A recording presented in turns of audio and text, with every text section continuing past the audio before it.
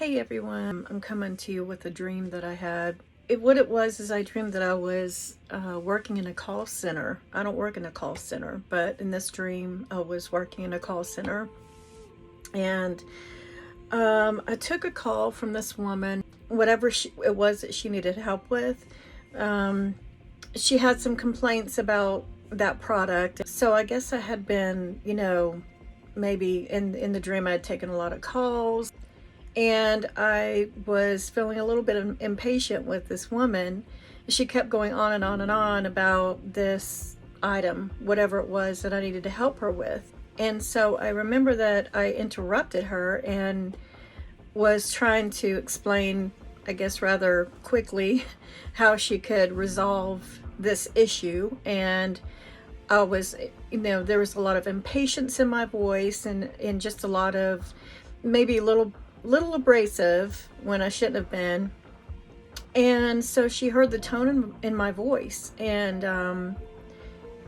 then all of a sudden she says, my husband just passed away and I'm all alone. I'm having a hard time and I just needed to talk to someone that would be kind to me. The call went from whatever she needed help with to her emotional state of mind in that moment. So I tried to apologize for my actions and the way I'd spoken to her, and I remember seeing a Bible raised up in front of me, and the pages were open in the Bible. And I remember I was wanting to offer her maybe some scriptures from the Bible that offered the peace of God and from the Word of God. And because the joy of the Lord is our strength, and I guess those sorts of things I wanted to say to her. I remember as I was getting ready to start to say these things to her, she said, I know what you're getting ready to say to me, but if you would have been more kind as a human being, more patient with me, those words would have penetrated to my very soul, my very being. They would have meant something to me. I would have listened to you and received the Word of God as my source of hope, but your attitude turned me away. And then I woke up. I realized that Jesus gave me that dream so that I could, be reminded and share with others that every single word we say to someone counts. Every word.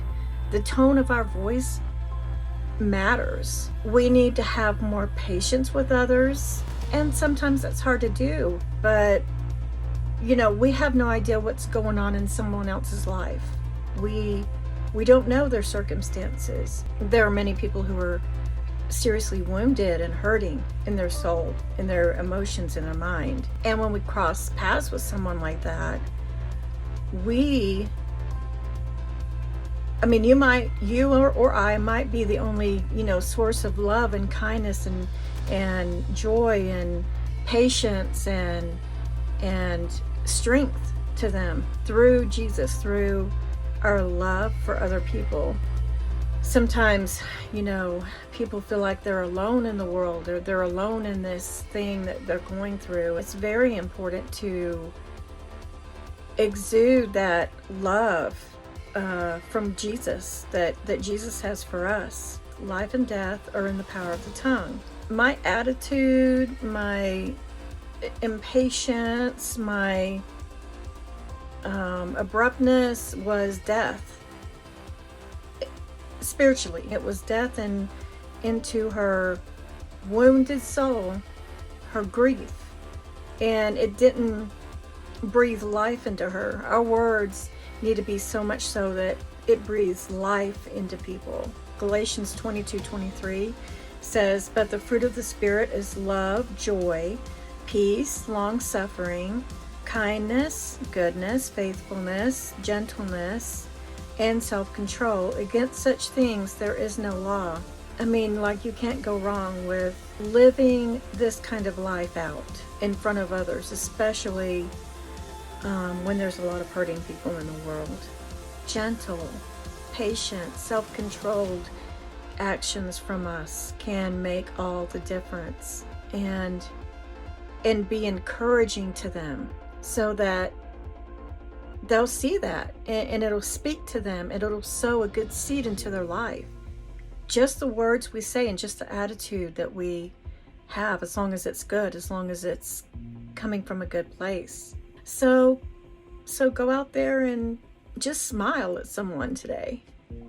If that's all we do, if that's all you do, sometimes that's enough.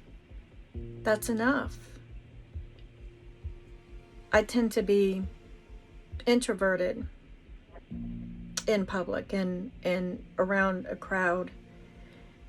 So it's not my nature to go up to someone and just talk, initiate a conversation.